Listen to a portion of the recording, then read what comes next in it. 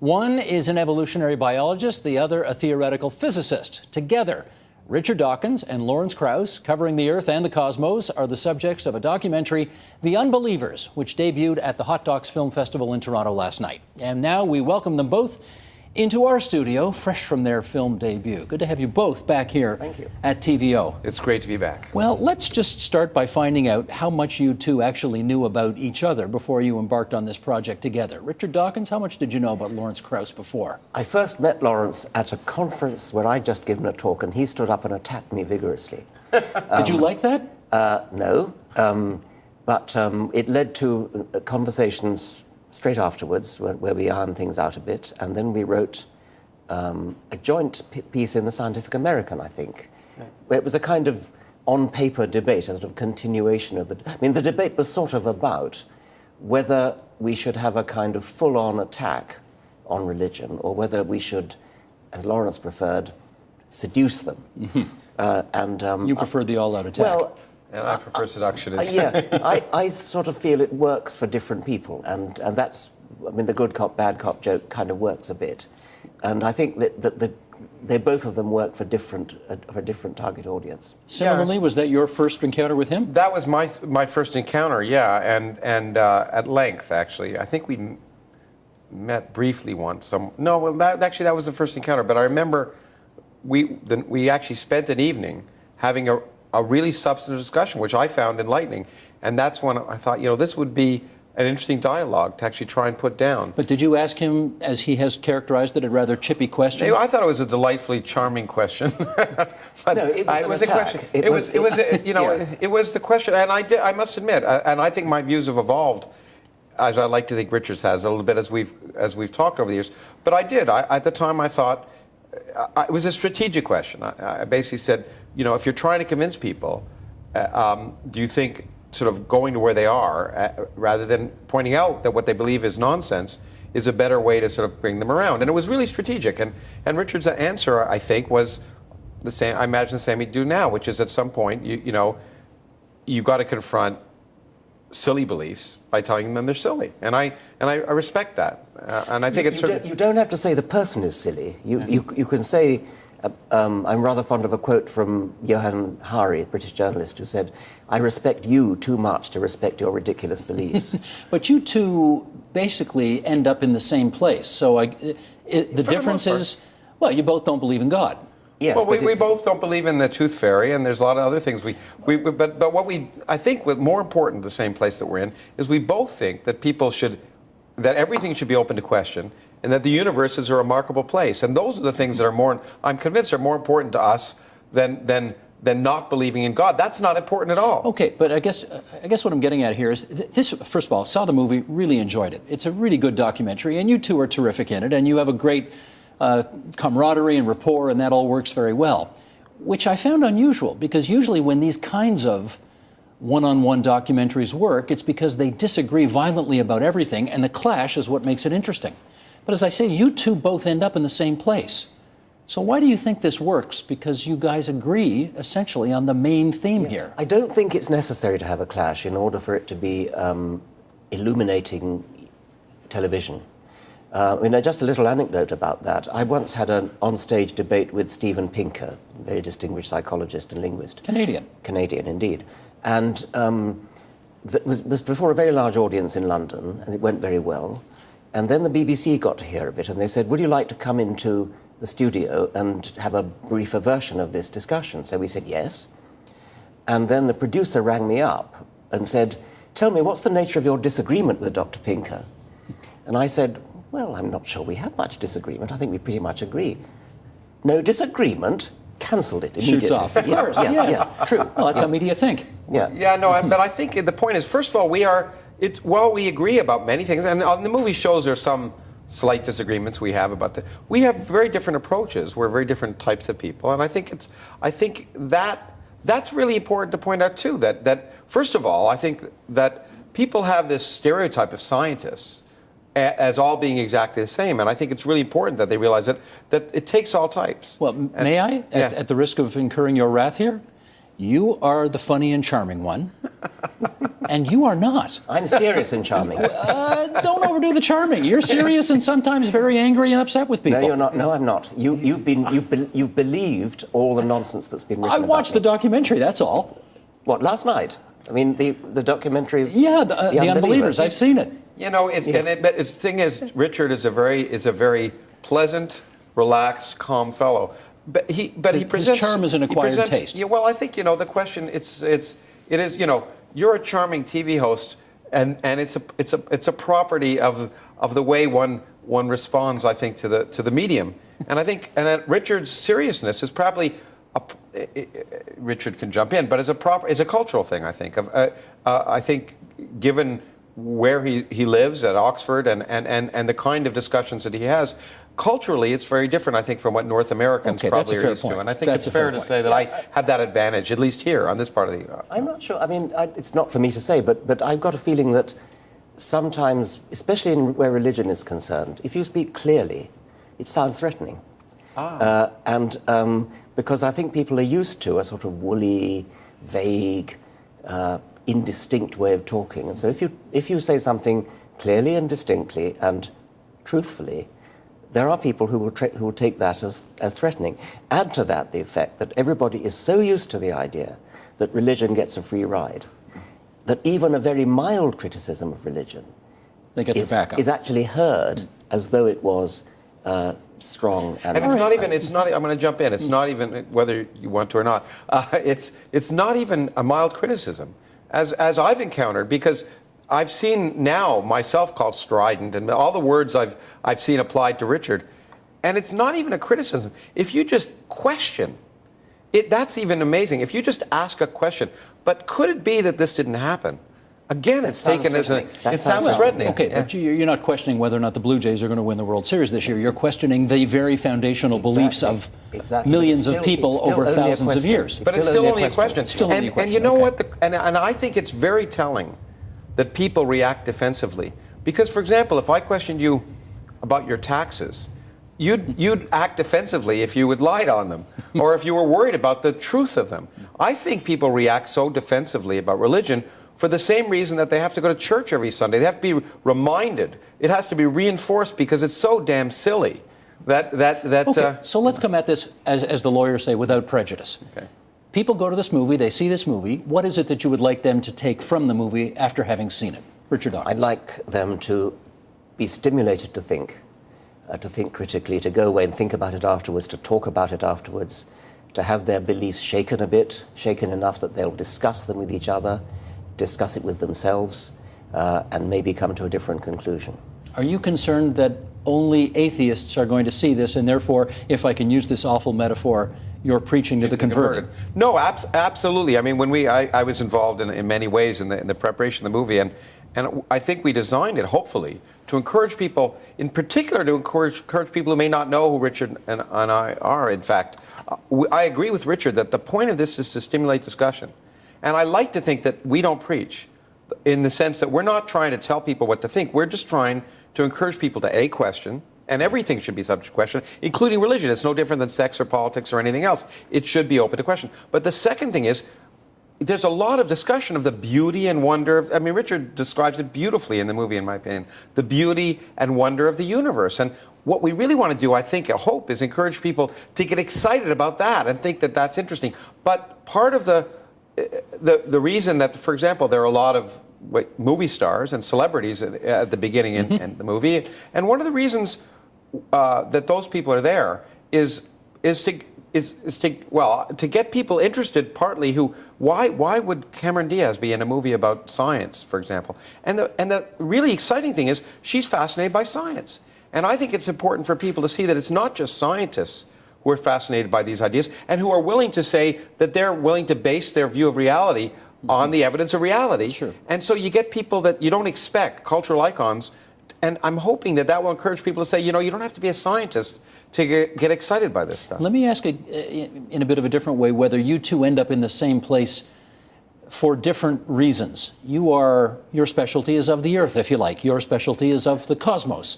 So did you get to the finish line in a different way than him? I think we're sort of complementary in that sense. I mean, I was going to say that earlier, that he's a physicist, I'm a biologist, and So we're both interested in origins. We're both interested in why things are the way they are. And historically, I suppose, biology has been the most fertile ground for those who wish to make a supernatural account, because biology, living things are so fantastically complicated and beautiful and elegant, and they carry such an enormous weight of apparent design. They really look as though they're designed. So historically, biology has been the most fertile ground for theological arguments. Now that's all solved now. Darwin and his successors solved that. I think the spotlight in a way has shifted to physics and to cosmology, where we're less confident, I think, about, say, how the universe began. In one way, more confident, because there's a lot of detailed mathematical modeling going on. But there are some profound questions remaining to be answered in that field, and that's where cosmologists like Lawrence come in. So I do think we are complementary in our fields. I think it's really kind of a very important complementarity too, because it was very non-intuitive. I mean, what Darwin was such an amazing scientist because he took something that looked like special creation, like everything was designed for its environment, and realized how this very simple idea could explain everything. But it was very, and after the fact, you say to yourself, of course, okay? And it's what's wonderful about science. What seems weird, you come to realize is in some sense obvious after the fact. And there are now very non-intuitive things about the universe. For example, how can get all the material in the universe if it wasn't there or if someone didn't create it? That's very non-intuitive. And modern science, as I've tried to write and talk about in the film and other places, is addressing that same question. And it is, in some sense, the last bastion of God. Because, there are fundamentalists, of course, who say the Earth is 6,000 years old, who don't believe in evolution. But the rational, quote-unquote, theologians have moved away from that debate. But let me pick up on a word you just used there, which is design. Mm-hmm. And there's a part in the film where you talk about this expression, intelligent design, which many people who believe in God use to explain how we are where we are today. And if I understood you properly, you said you want to reclaim that expression away from those people. Yeah. Well, what do you mean by that? Well, that was a bit of a sort of joke, really. I mean, because intelligent design is so much associated with creationists. I wanted to reclaim intelligent design for other things like morality.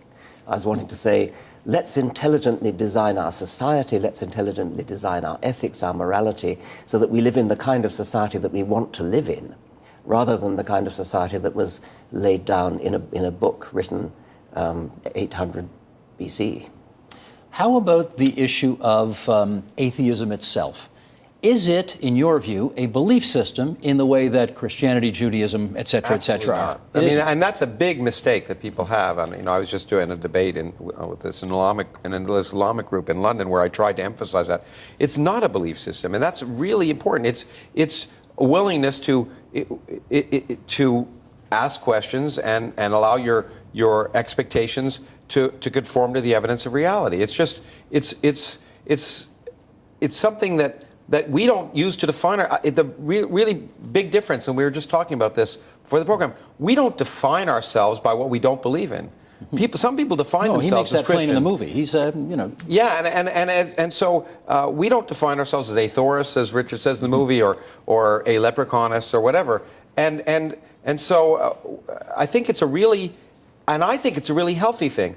Defining yourself by a set of axioms written down by Iron Age peasants who didn't know the Earth orbited the sun is demeaning, I think. And on the other hand, be willing to constantly change your view of yourself as you learn about the universe is called growing up and learning. Well, let's go through some of the ideas that you present in the film. For example, I think you were asked at one point, was there a first person, an Adam, if you like? Yes. So, yeah. Well, that's a very interesting question. It's one I deal with in my most recent book, The Magic of Reality. There never was a first person because everybody was born to somebody of the same species as themselves.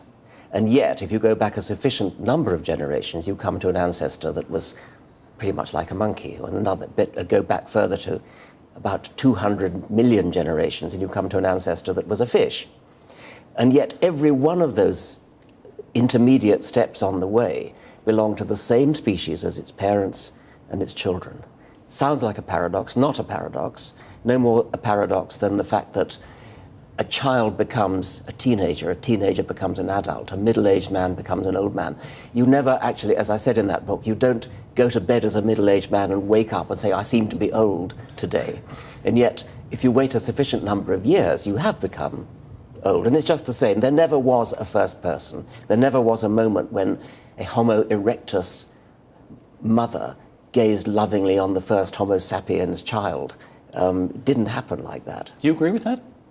Well, of course I agree with it, because, I mean, the thing about science is, you know, a lot of journalists try and suggest that there are two sides to every story, and I like to say in science, one side is just wrong, usually. And Richard's describing the way life evolves, and it's not a matter of my liking it or agreeing with it, it's the evidence of reality. And so I have no choice but to agree with it. I presume that both of your lives, given your added notoriety now, are quite different from what they might have been, say, 20 years ago, before you both became as connected to this issue and as you know, you guys are on the TV circuit, you've got a movie out now, et cetera, et cetera. Do you ever think about how your life has changed as a result of, you are Richard Dawkins Inc. now, if you like? Do you know what I mean? Yes, I'm less interested in that kind of question than in the scientific questions we've been talking about. But you're a cultural phenomenon now, which is an interesting thing. Well, you can say that if you like. I just did. Yeah, you are. But it doesn't. Yeah, you are. I don't want to comment on that. No, how about you? Well, you know, I think I do reflect on it more than Richard, in the sense that I realize, first of all, I have a lot more opportunities to be able to interact and to be able to have an impact. At the same time, I try to be an active research scientist, so I'm quite aware of the time issue and the demands that it takes away. And I like to think that these things I'm doing, like what we are now, are useful. And I like to think that too. And I think I'm very privileged, really, actually. I'm very lucky to be able to communicate to people and to be able to say things that people either choose to listen to or hate. Seems to me to be a... Well, let me follow up on that. Have you ever sat down with, let's, for lack of a better expression, a person of faith, and made the case and actually convinced them of the error of their ways? I'm not sure sat down with one. I think that, I mean, I've sat down with many people of faith, archbishops and bishops and people like that. I've never convinced them to change their mind. What I think I may have done is convince other people who may have been listening in on the radio or something like that. I think there's probably a large constituency of people who pretty much don't think about it very much, but have sort of always vaguely thought of themselves as Christian or Jewish. And then when they hear me arguing with, say, the Archbishop of Canterbury, some of them may actually fall off the fence my side. I don't presume to think that you're going to, convince the Pope that he's wrong.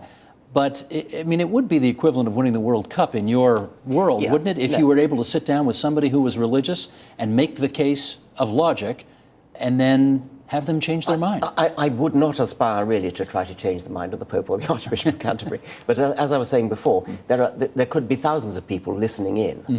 Mm-hmm. They might, because they're not so committed in the first place, probably haven't thought about it so much. Let me jump into your defense. I mean, more explicitly. Since people know that Rich and I are friends and work together, so the God delusion is in some sense sitting down with someone and making the case. And I have people who've written to me and say, after the God delusion, it changed. My life changed. And like sometimes, hopefully, they say the same with my books. But so I think you must get lots of email that say that. Hugely. I mean, as I was coming into the studio, the young woman said that her brother had asked her to tell me that I'd changed his life. I presume he meant from reading The God Delusion. And, hopefully in a good way. Yeah, in the right way.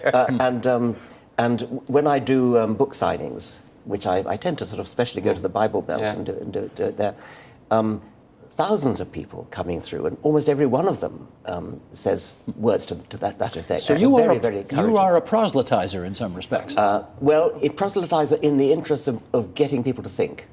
Yeah, provocateur. At least I think of myself as more of a provocateur. And I actually have had the experience.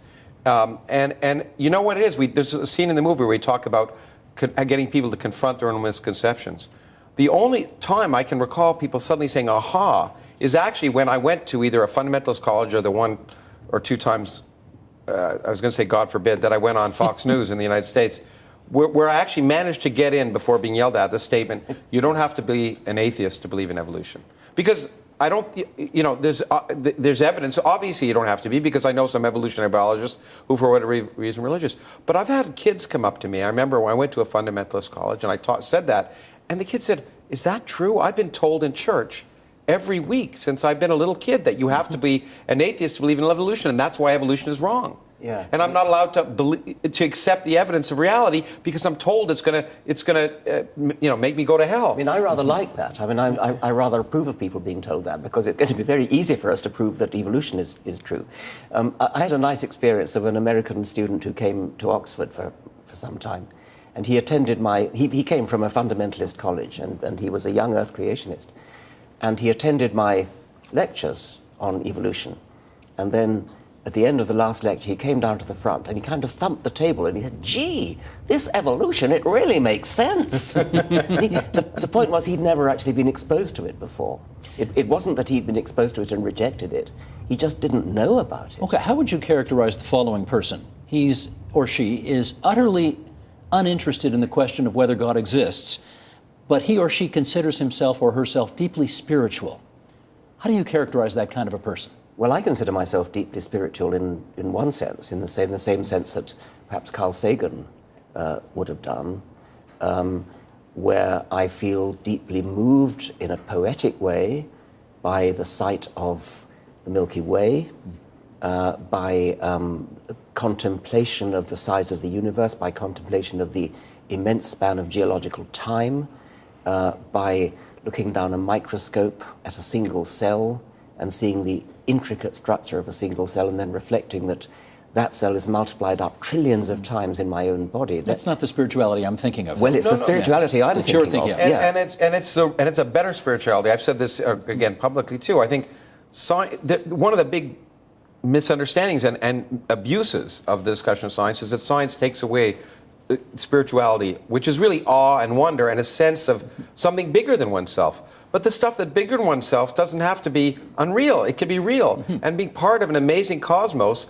as I like to say, being completely insignificant, is uplifting and can be a spiritual experience. And every time like Richard, every time I look at a Hubble Space Telescope picture, it's spiritually uplifting. The spirituality of science is better than the spirituality of religion because it's real. But I will say that I think that the person you're describing, and there's many of them, is a new breed of people, because more and more people are becoming disillusioned by organized religion because of information, of realizing how silly it is, ultimately. But they don't want to lose what they're getting from organized religion. So they transfer to this concept of spirituality, a oneness with the universe, and I think that people like that. We're hardwired, I think, to want that. And there are many things that religion provides that are hardwired for.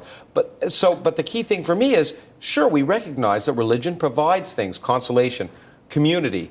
But the key thing is, it doesn't have to be religion that provides those things. Did I hear you just say we are hardwired to find spiritual meaning in life? I think we're certainly. Yeah, I think we are. There's evolutionary advantages, I think. So then the quest for God or a belief in God is not illogical at all.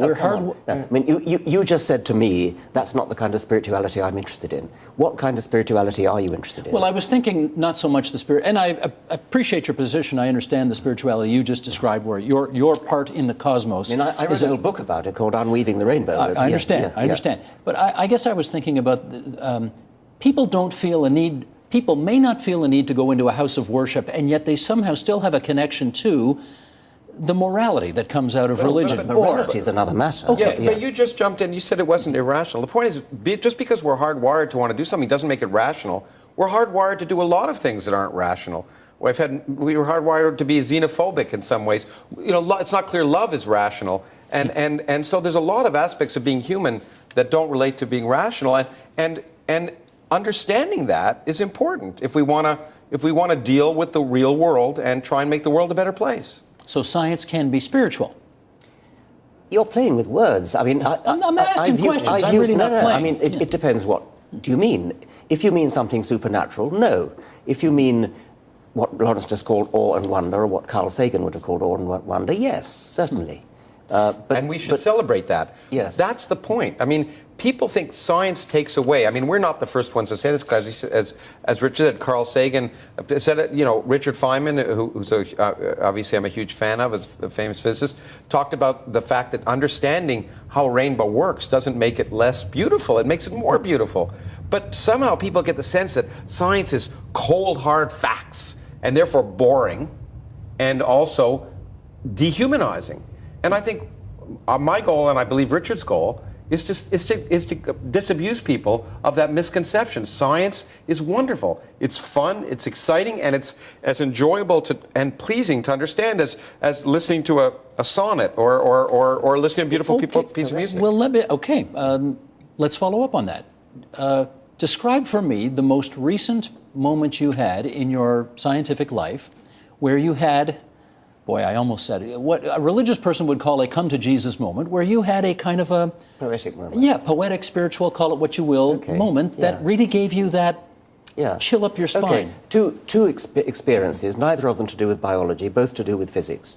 I visited the CERN Atomic Energy Establishment in the Large Hadron Collider. The Large Hadron Collider, and went down underground and saw this gigantic piece of cooperative human endeavor designed to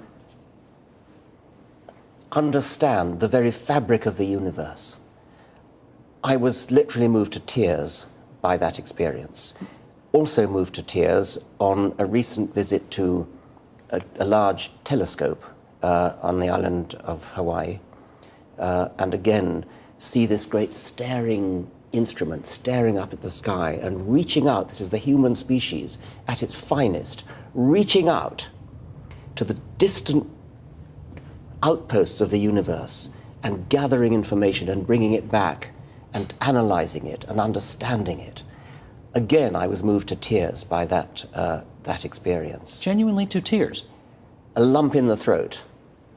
Why do you think? How come? Because I'm spiritual in the sense that I mean, because I have a poetic sensibility which is aroused by science and by the poetry of reality, which is what science is. And, I think that the point of Richard's experiences, and he just put it beautifully, is that, people think there's a dichotomy, a separation between science and the other aspects of our culture. We celebrate science, in my opinion, too much because of technology.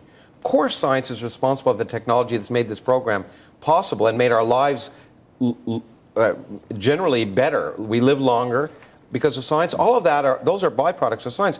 But the ideas of science, in my mind, are what are so amazing, and they are just as remarkable as the best symphonies and Shakespeare plays. And they do the same thing. They force us to reassess our place in the cosmos. They force us to reassess our views of ourselves, which is really what you get when you see a wonderful bit of drama. You get a new perspective of yourself. Okay, go on. Here's where I'm going to do the okay, but. He's a much more, and I'm not saying this to be complimentary or what's the opposite? Mm-hmm. Critical of either one of you in saying this. You're a more apparently serious guy than you. You've got a lot more Mel Brooks and Woody Allen going through your veins, if you know what I mean. Yeah.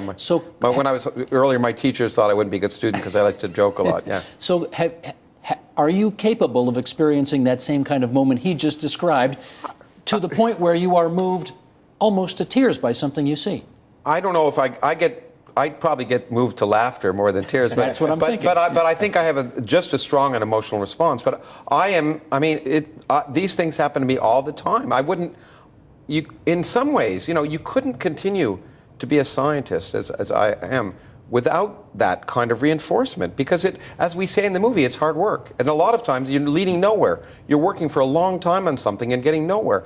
But the reinforcement you get, when I look at, to take the example I gave you, the Hubble Space Telescope picture of distant galaxies, and think that some of them are 10 billion light years away. That meant the light was emitted 5 billion years before our sun formed. And since most stars last 5 to 10 billion years, that means most of the stars in that picture don't even exist anymore. And if there were civilizations around those stars, they're long gone. And when they get a picture of us, if their civilization is just emerging now, by the time they see the Milky Way galaxy, we'll all be long gone. And those kind of things do amaze me. I wrote a book called Atom, which is the biography of an individual atom. And to me, one of the most poetic things... ATOM, as I like to say. In the beginning, there were no Adams or Eves. But the fact that every atom in our bodies was once inside a star that exploded, and maybe different stars, the atoms in your left hand and the ones in your right hand, to me is incredible poetry. It means you're stardust. It means we are intimately connected to the cosmos.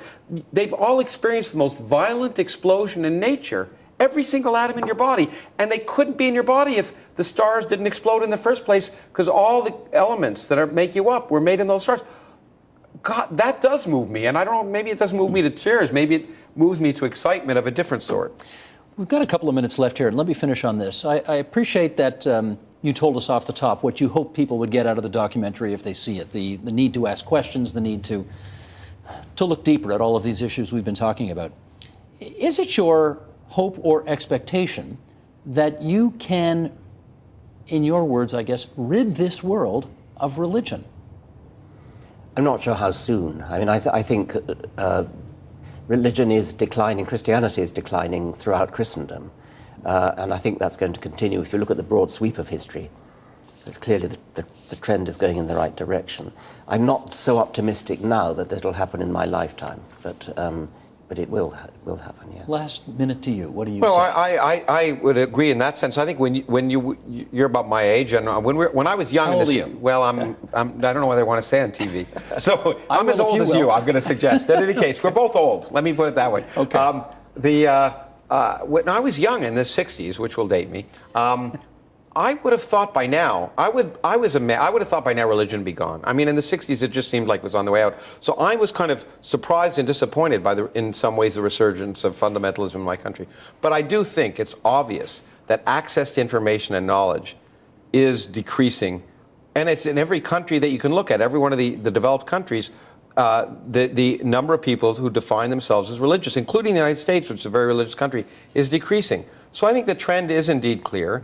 And inevitably, knowledge and wonder of the real universe will supplant. And the access to information is probably the biggest single factor. Not just Richard and I, but the biggest single factor. But it can be helped. And I think very importantly, and this is something I've come to appreciate more with my knowledge of my interaction with Richard, it can be helped by pointing out that it's okay to ask questions about religion like anything else. Here's another immutable truth in our universe.